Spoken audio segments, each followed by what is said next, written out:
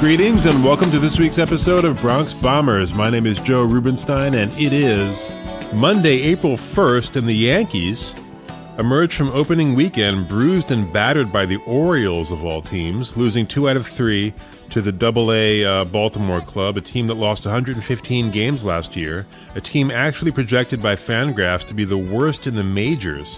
Fangraphs has the Orioles winning just 62 games this year, and the Yankees just embarrassed themselves again with poor defense, anemic hitting with runners in scoring position, Stanton in particular, who's now out with a biceps injury, terrible bullpen work, and an awful starting pitching by Jay Happ yesterday, one of the key pieces in what we were told would be a championship rotation. Yes, I am back, your Yankee prophet of woe and lamentation. Listener beware. Brutal honesty lies ahead. But first, an apology. I've always sort of taken pride in, doing what I say I'm going to do. I think it's important in life. And I did say that there would be off-season episodes, and there were not. And the reason for that is that I'm working on a second podcast called Gotham Variety that will debut on August 1st. Kind of an audio drama / talk show with lots of bells and whistles. You can find out more about that show at gothamvariety.com.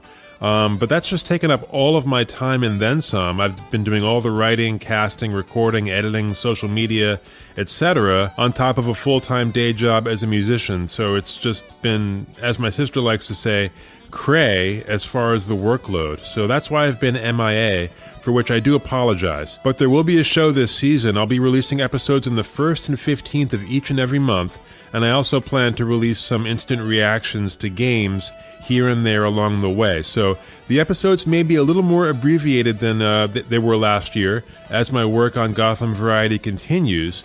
So no interview today, but we'll have our good friend E.J. Fagan back on the show on the 15th to talk Yankee baseball. Also, our good friend Dr. Paul Semendinger will join the show 1 month from today. So yes, the show does go on. Coming up a little bit later on in our Twitter poll this week, and you can follow us on Twitter at Bombers Podcast is the handle, some interesting results when we asked if the Yankees will win their division for the first time since 2012, and I'll answer a fascinating question from one of our followers, actually 2 questions. There was a bit of a backlog. First, a question about some revelations this weekend concerning Suzyn Waldman, and second, about the new look Mets. And in just a minute, we'll get into some more of my thoughts on the opening weekend against the Orioles, as well as my take on Brian Cashman's off-season moves. All that and more coming up on today's Bronx Bombers. Back in a moment. Bronx Bombers Trivia. Which of these players was originally picked by the Baltimore Colts and the New York Yankees? Was it A, Jim Harbaugh, B, Joe Montana, C, Steve Young, or D, John Elway?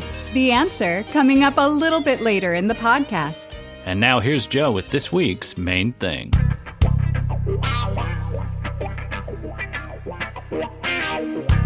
I get that it's only Game 3, but A, last time I checked, Game 3 counts as much as any other game. B, it was against a historically terrible team at home, coming on the heels of a humiliating beating at home in October by our most bitter rival. And C, all those flaws I enumerated in my open were carryovers from last year.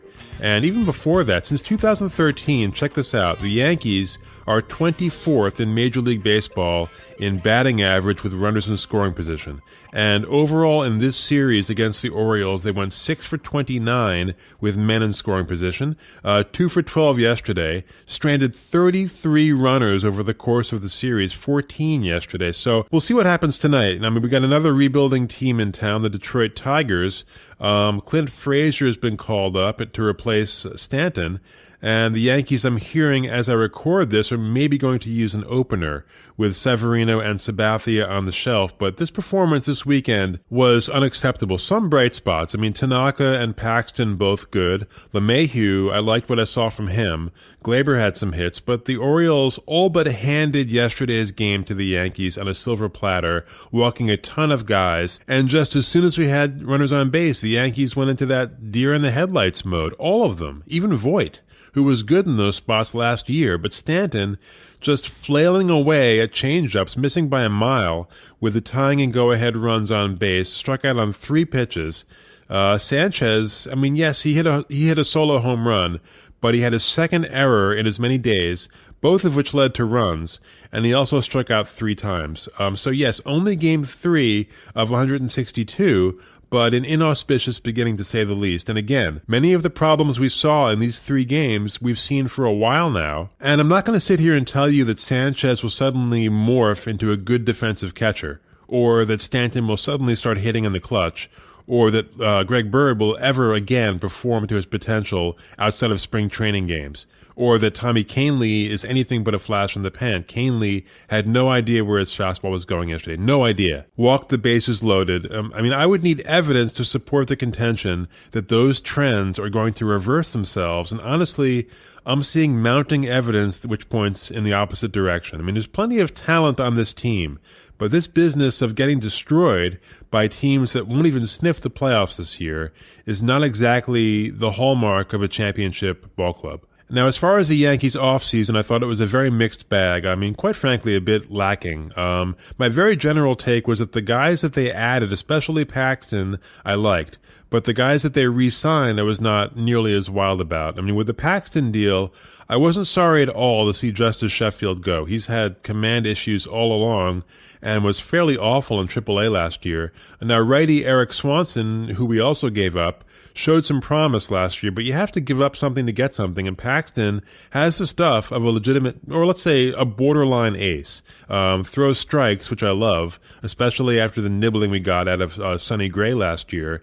It's not a huge contract either. It's not, long-term. Paxton only signed for this season and next at a very reasonable base salary of $8.5 million. That's less than Sonny Gray is making, who, in case you thought Sonny Gray would magically morph into a decent pitcher in Cincinnati, think again. Sonny was just horrendous yesterday. Could not last 3 innings, 4 walks, 3 runs, a hit batsman, 71 pitches in 2+ innings. So basically, new uniform, same garbage from Sonny Gray, and the Reds have to pay him through 2024. Dude. So obviously, Paxton, a major upgrade. I liked the DJ LeMahieu signing, former batting champion, good eye, great glove.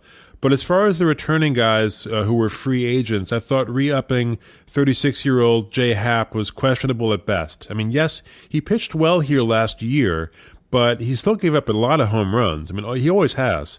Got shelled in the ALDS opener against Boston last year. Got shelled yesterday by AA Baltimore. Now, this, too, was not a huge commitment by Cashman, 2 years, but $34 million is not nothing. And sure, maybe yesterday was just a hiccup, and Happ turns out to be a solid number 3 after Paxton and Severino, if healthy, big if. But to me, as far as the rotation goes, Cashman failed to paint in the bold strokes that the situation called for, but rather, other than Paxton, sort of nibbled around the edges as far as rebuilding this rotation. I've never thought Cashman paid enough attention to starting pitching. I think he's fallen in love with power hitting to the exclusion of almost everything else. And when I look at Tanaka, Paxton, questionable with rotator cuff issues, Severino, questionable home run prone and aging Jay Happ, over the hill and coming off a heart procedure, Sabathia. I don't know about you, but that doesn't scream, championship rotation to me, not by a long shot. Now, Cashman also picked up Gio Gonzalez on the cheap. Maybe that pans out, but this rotation looks to me like an aging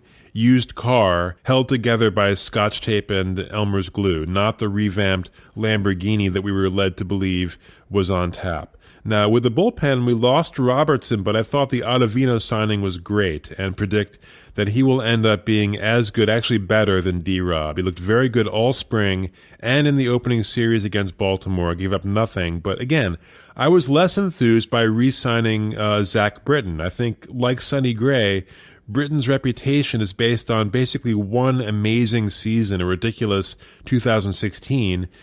His velocity has been steadily declining. He throws basically one pitch, so I was not thrilled with the Zach Britton signing. Actually, one thing more I wanted to say about the starting rotation. I wasn't that bummed out that we didn't sign Patrick Corbin. Everyone thought he would come to New York because he grew up a Yankee fan. That's the kind of thing that fans make a big deal about, but which plays into free agents' decision-making process approximately 0% of the time. I thought the Nationals overpaid him. He does not have a sustained track record of success. Myriad injuries, including a Tommy John, and 6 years at $140 million million seems frankly insane to me. That's what he got from Washington. He pitched well yesterday against the Mets, but if that's a contract that I'm glad we don't have to deal with, especially with Stanton on the books for like a century, which that's going to be an albatross if it isn't already. And let's not forget the other albatross, the invisible man, Jacob Ellsbury, the phantom crown jewel of our outfield, one of the worst signings in franchise history, who we're paying $21 million to this year and next and the year after that, to basically sit on his keister and play video games. Just Cashman has made some great trades, don't get me wrong. I mean, just look at Luke Voigt for Gallegos and Shreve. That alone is a masterpiece. The Hicks trade was great, but Cashman does not walk on water despite what he may think. And the Ellsbury deal is proof positive, as is the Boone hire, I think, which I believe will be a permanent stain on Cashman's legacy. The more I think about it with Boone, the less I blame Boone for whatever mistakes he might make. I mean, he really just accepted a job that anyone in the baseball world would have killed for. And the more I blame Cashman, I mean, this is on him. But getting back to the offseason, with the infield, the Yankees did what they needed to do to offset the loss of Didi Gregorius, Troy Tulowitzki, who were basically paying nothing, and LeMahieu, both very competent defensive infielders. Again, not long-term commitments, so these are all good. Now, what I didn't like, I mean, hated, in fact, were the re-signings of Sabathia and Gardner. You know, I said repeatedly last year on this podcast that Sabathia looked as if he was going to have a coronary on the mound. Well, maybe I should have been a doctor like my dad, because it turns out the dude has a heart condition. He had an angioplasty in December after experiencing chest pain while exercising, blocked artery, which is a very serious thing. So that signing to me was just idiocy. This is a guy who's been running on fumes for 2 years with bad knees, an absolute dud in the playoffs 2 years in a row. And Gardner, who's been a good Yankee over the course of his career, as has Sabathia, is another guy that's just well past his expiration date. And you might say, well, you know, it's a good thing we have him now that Hicks is on the DL for the 8,000th time. But we could have somebody better, you know? I mean, I thought Cashman probably did the right thing in passing on Harper. As I said earlier, we've already got a massive, lengthy Stanton contract on the books on top of Ellsbury. But to me, Cashman should have been more aggressive and found a better solution, certainly a better solution than Sabathia. I mean, there was talk that Corey Kluber was available and being dangled by the Indians. That's the kind of deal that I was hoping for, quite frankly. Now, one more thing in the bullpen. We're hearing once again that this is, quote-unquote, the best bullpen in baseball, maybe the best in baseball history. No, it's not. Chad Green has very much come back to earth, and I think the same thing might be happening to Jonathan Holder. Canley's a mess. Tarpley was awful yesterday. Betances, his velocity was way down in spring training, like way down. I mean, his fastball is normally 98 miles an hour. It didn't top 93. And he is now shut down with a right shoulder impingement, whatever the hell that is. I mean, sometimes I think they make these names up. A shoulder impingement. What is that? That sounds like something that happens like on a crowded subway. But is it a good bullpen? Yeah. But I also think it's very overrated. And I think the offense, as we saw this weekend, this is more or less the same team as last year. I mean, despite the infield tinkering that Cashman did with the same offensive approach. And I believe we'll see the same results, namely feast or famine. Tons of home runs, games in which we put up like football scores, and games where we strike out and fail to hit with runners in scoring position over and over again. But on the plus side, Aaron Judge looks great. I like what I've seen from Glaber at the plate so far. I think Andujar will come around.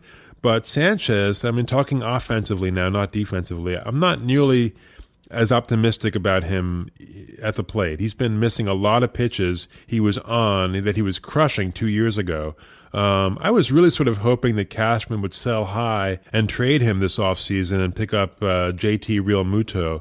But at least in his public remarks, Cashman has doubled down, tripled down, I think he said, on Sanchez. He thinks Gary Sanchez is just the greatest thing since Thurman Munson, not seeing it. So overall, again, being completely honest here, this was an okay offseason at best, no better. The rotation is on balance, probably not any better, maybe a little. Bullpen, the same, I would say. The offense remains, talented but problematic. So I'd give Cashman a C+. Let's give him a straight C. This offseason, I thought, demanded bold strokes, big changes. I believe it demanded a new coaching staff. I mean, I didn't expect Boone to be replaced, but Severino was tipping pitches for months last year, apparently, and we re-up the pitching coach. What's that about? I mean, so in the final analysis, I get that we're 3 games in here, but especially in light of all the injuries, I can't really make the argument that we're any better than last year. And personally, I think we might be a little worse. I'd be surprised, very surprised, if the Yankees hit 100 wins again this year. I think this is a 90, 91 win team at best. That's my honest opinion. Take it or leave it. Back in a moment. And now the answer to today's Bronx Bombers trivia question. Which player was originally picked by the Baltimore Colts and the New York Yankees? The answer? D. John Elway. And now, here's Joe with this week's Twitter poll. Yes, this week's Twitter poll results are in. We asked you this. Will the Yankees win their divisions for the first time since 2012 this year? And not a shock, 90% of our followers on Twitter at Bombers Podcast said yes, and 10% said no. So before I give my answer, let's take an admittedly subjective look at the Red Sox offseason, moves and non-moves, as Boston looks to do something that no team has done since our very own Bombers back in 99 and again in 2000, repeat as champions of Major League Baseball. Predictably, after their World Series run, the Red Sox started slow this weekend. Their top 4 starters all took an absolute beating in Seattle. Sale, Eovaldi, Erod, Porcello combined to give up 28 runs in those 4 games.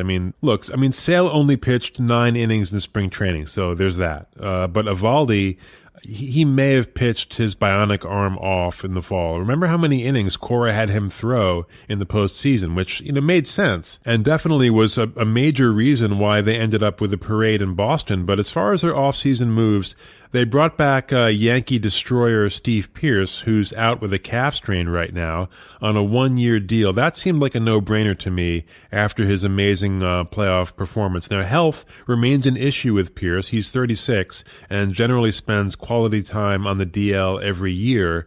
It's not DL now, it's IL, right? Injured list, whatever, DL, IL, potato. But the Sox, they do have Mitch Moreland at first, which somewhat mitigates that situation. Now, Eovaldi for 4 years at $68 million is much more of an open question. As I said, he shined in both his starts and his relief appearances in the postseason, 22 innings, 1.61 ERA. That's spectacular. But, he's 29 years old, tons of injuries on that resume, including 2 Tommy Johns. And let's face it, he's been a mixed bag throughout his career, even when healthy. His career ERA is 4.16, and he gives up a lot of home runs. He always has, and he did in Seattle on Friday night, just got shelled. So I think that's a risk that, frankly, I'm happy the Yankees did not take. But let's be honest, despite their rocky debut out west, the Red Sox still have a very formidable starting rotation that will come around more likely than not. Now, what puzzled me was their inactivity with the bullpen this offseason as they watched Joe Kelly go to the Dodgers and Craig Kimbrell remains twisting in the wind as a free agent, as does Dallas Keuchel, by the way. I saw last night the Mets might be kicking the tires on Dallas Keuchel, but right now the Red Sox do not have a closer. They'll undoubtedly sign somebody by the trading deadline, but there aren't that many good closers out there in reality, and it's something that a lot of teams are going to be after. So, the Fangraphs website in their bullpen ratings has the Red Sox at 27th in Major League Baseball. Not good. So it's entirely possible that GM Dave Dombrowski's failure to shore up that bullpen will burn them, especially with the fragility of some of their starting rotation. Now, the offense, on the other hand, remains absolutely dynamic. Best in the majors, I think. There's no other team that can trot out 2 hitters at the level of Mookie Betts and J.D. Martinez, and the others are coming along. Devers, who they just extended, Jackie Bradley Jr., Pearce, who I already mentioned. Make no mistake, this remains a very scary lineup. Boston has never, ever out of a game, especially in Fenway. They'll be contending for sure, obviously. And I do think that despite the World Series hangover, despite the wear and tear on that rotation, and despite the cloudy bullpen situation, that the Red Sox will find a way to win the division yet again on the strength of that offensive attack. I think they'll make some shrewd trades before the deadline. They've never been shy about spending money, and also on the strength of superior managing, superior to the Yankees at least. I think Cora is a much better manager than Aaron Boone, and my prediction is that the Yankees will once again be facing a do-or-die wild card game in October. I hope I'm wrong. I really do, guys. But as I've said from the beginning, I'm always going to be honest with you on this podcast. There's no point in not being honest here. So that's what I actually think. And I hope I'm wrong. All right, from this week's mailbag, our question of the week here on Bronx Bombers comes from actually two questions. We have two. One comes from Felicia in Manhattan, and the other comes from Robbie in Jersey City. Felicia writes, did you see the Newsday article about Suzyn Waldman? I never liked her as an announcer, but I was shocked and disgusted by what she's had to put up with, and am now her biggest fan. What are your thoughts on the article? Well, thanks for that question, Felicia. Yes, I did read it. I was disgusted by it as well. The article that Felicia refers to is by Laura Albanese, and it's called, this is a long headline, Pioneering Yankees broadcaster Suzyn Waldman has had to deal with sexism and abuse throughout her career, and it is indeed a horrifying but necessary read, a real eye-opener. Now, a lot of the most vicious stuff detailed in this article happened in her earlier days at WFAN in the 80s and 90s. When we're talking like people sending her used toilet paper, sending her excrement in the mail. I'm not making this up. Sending her excrement in the mail, sending her used condoms in the mail, just outraged by a female sports announcer, could not handle it. So, and she was also basically shunned by many fellow media members for a very long time. And worst of all, she needed a freaking security detail after games because of death threats. I'm not kidding. So, I mean, some of the details in this article, totally corroborated, by the way, really had my blood boiling. And look, I mean, is she my favorite Yankee radio announcer ever? No. It's pretty tough to top the duo of Sterling and Kay that was on for so many years. Those guys really kind of spoiled those of us lucky enough to be fans during those years. But by the same token, I do think that she's vastly improved. I mean, my main issue with Suzyn's style early on was that she was kind of hyper. You know, in baseball announcers, there's a kind of calm, easy delivery that works very well, in my opinion. But I don't know if if someone got to her or if she just self-corrected. But I think her delivery is much, much better now than it was when she started back in 2005.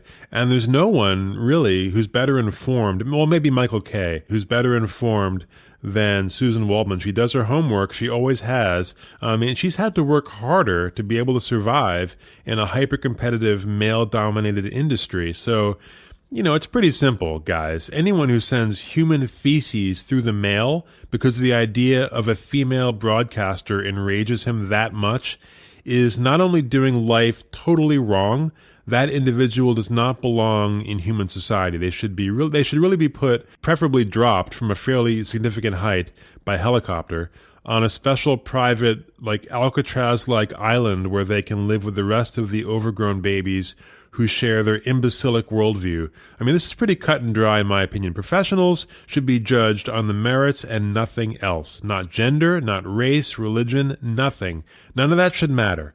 And she's more than earned her stripes as Sterling's wing woman at this point. So yeah, Felicia, I'm pulling for her as well because, and I think if you read the article, you'll agree, given the endless crap that she's had to deal with over the years, throw in a harrowing battle with breast cancer, they don't come tougher than Suzyn Waldman. Next up is a question from Robbie in Jersey City who writes, I don't know if you'll want to answer this on your show, but I know that you follow all the teams, so what did you think of the Mets offseason? Well, thanks for that question, Robbie. It's a good one. And I did follow the Mets' very active offseason with interest. The Mets have a new GM, Brody Van Wagenen, formerly an agent with the sports division of the Creative Artists Agency. And as I've said before, the Mets in recent years, despite having money, have acted like a small market team, which, by the way, I sort of think Cashman has been doing recently. And speaking of small markets, man, did you see the attendance at the Marlins game on Friday night? 6,000. That's like AA attendance. Terrible. But just as I was surprised that the Yankees got the Mariners to part with James Paxton after the year he had, I was also surprised that the Mets got Seattle to part with closer Edwin Diaz, who was just phenomenal last year, an all-star, and totally lights out, and Robinson Cano as well, in exchange for not much, really. I mean, severely underperforming reliever Anthony Swarzak, an aging Jay Bruce, and a trio of very young prospects that the Mets sent to Seattle in exchange for Diaz and Cano. As I've said many times, we can't know who quote-unquote won this deal until those prospects mature. But I gotta say, I like this trade from the Mets' standpoint, and I'm happy for their fans. Now, will they hate having to pay Robinson Cano when he's 40 and over the hill? I mean, they're on the hook for $24 million annually with him through 2023. I mean, yes, but in the short term at least, this trade, along with a host of other moves, bringing back Juris Familia, signing Wilson Ramos, who was the best catcher available in free agency, with the possible exception of Yasmani Grandal. Ramos is a guy who I'd say is defensively good, not great, but he did hit .306 last year and looked great in the opening series in Washington. And the Mets also added super utility man Jed Lowry as well. So what DJ LeMahieu is to us, Lowry is now to the Mets. He's a guy that can play pretty much any infield position. So, Robbie, these moves did indeed address many shortcomings, and they've got that scary rotation with the now extended Jacob deGrom to set the table. Now, will they get by Bryce Harper and the Phillies? I mean, probably not. I think the Mets will certainly be in the conversation this summer, and they'll certainly be better than last year. That's not a high bar, but I think the Mets did very well for themselves this offseason, and that's good. I personally always want all the New York teams to be good. I think it's good for the city. It's good for the tri-state area, I should say. And I know there are some Yankee fans who hate the Mets. I've never been one of them. I watch their games not infrequently, partly because I love their announcing team. But if I think back to some of the great sports viewing experiences of my entire life, Game 6 of the '86 World Series, which I watched that comeback as a high school senior with my mom, that's got to rank in the top 10 as far as edge-of-your-seat sports moments. So thanks for the question, Robbie. I think that the Mets are vastly improved, and they will be in the conversation this year. And that'll do it for this week's episode of Bronx Bombers. Again, don't forget, you can subscribe to this podcast on iTunes or Stitcher. Find us on Spotify. Follow us on Twitter @BombersPodcast is the handle. Like us on Facebook as well. And thanks so much for tuning in. We'll see you again on April 15th. Take care.